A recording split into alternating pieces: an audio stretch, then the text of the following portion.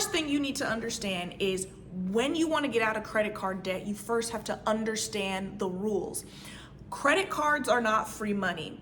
Credit is reputation.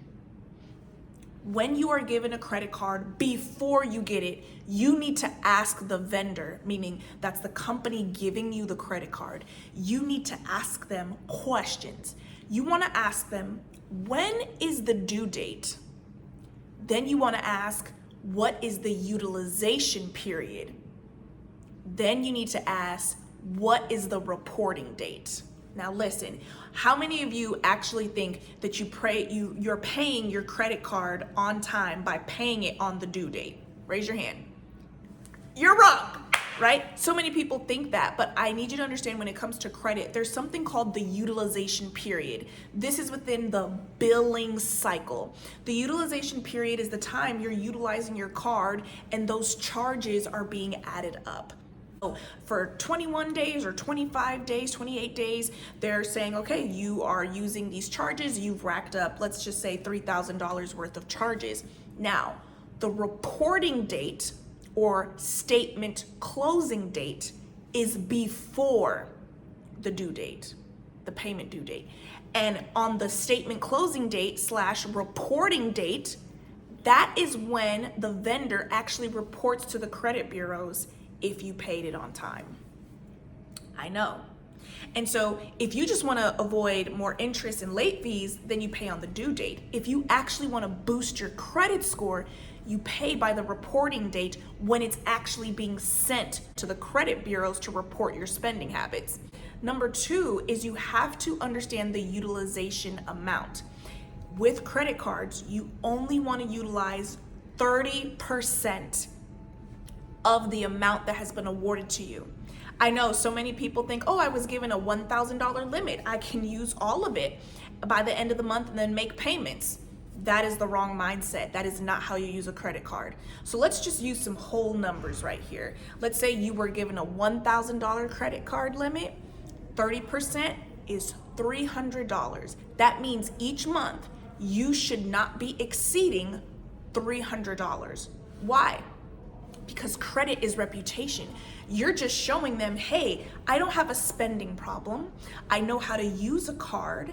And most importantly, I know how to pay down the balance. You can trust me. That's what a credit report is. It's showing other institutions that you are trustworthy with your money.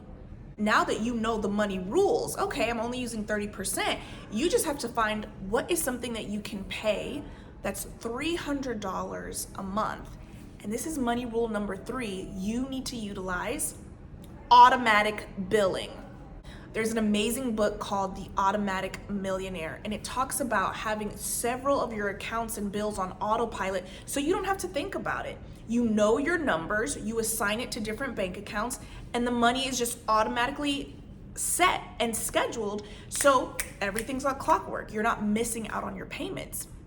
And so when you have automatic billing, what it looks like with your credit card, okay, so what could be like $300 that I know I have $300 by the reporting date?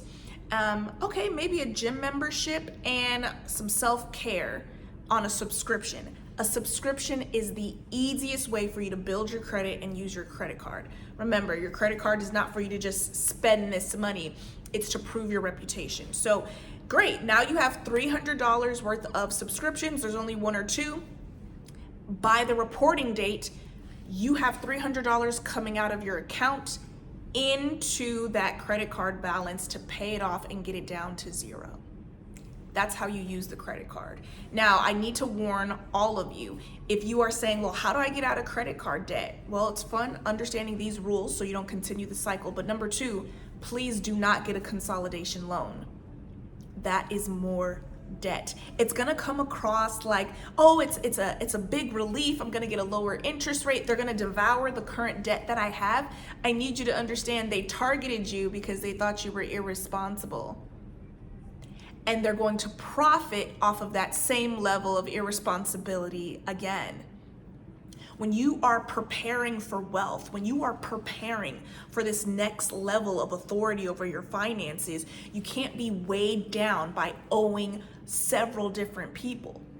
So no, you don't get a consolidation loan, you set up a plan. This plan looks like, okay, if I am over, if I'm spending more than this $300, if I'm spending more than 30%, how much can I put aside to get my balance down to zero by the next reporting date? Or maybe it may take you 2 months, but by the reporting date.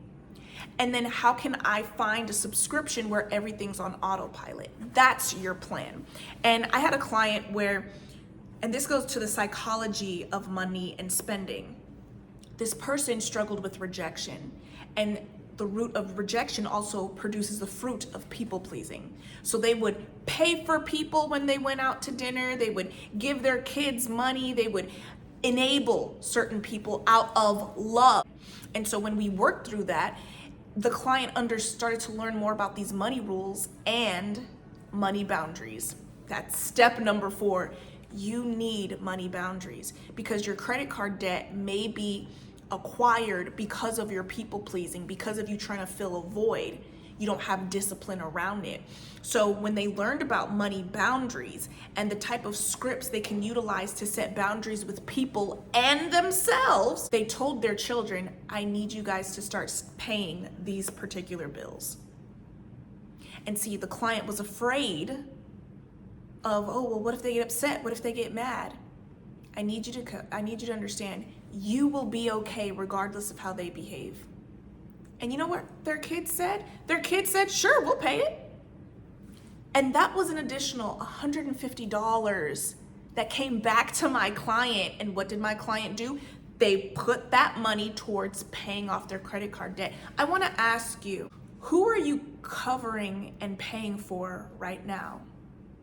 Out of love, out of kindness, but it's not a priority, and those are people who can pay for it. You have to understand life operates in seasons, and this is a season of debt payoff. You got to get aggressive and focused.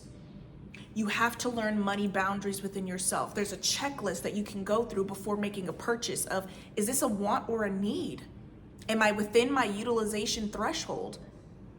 Do I have my money set aside in different bank accounts so that I'm not pulling bill money to have fun?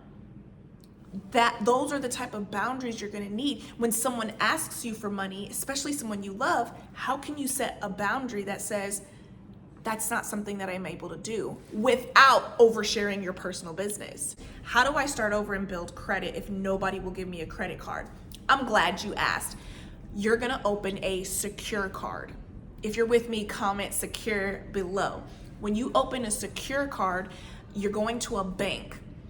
You are going to give the full amount that they award you. You're going to give it to them in cash, or you're going to move it from your account into this particular secure card account.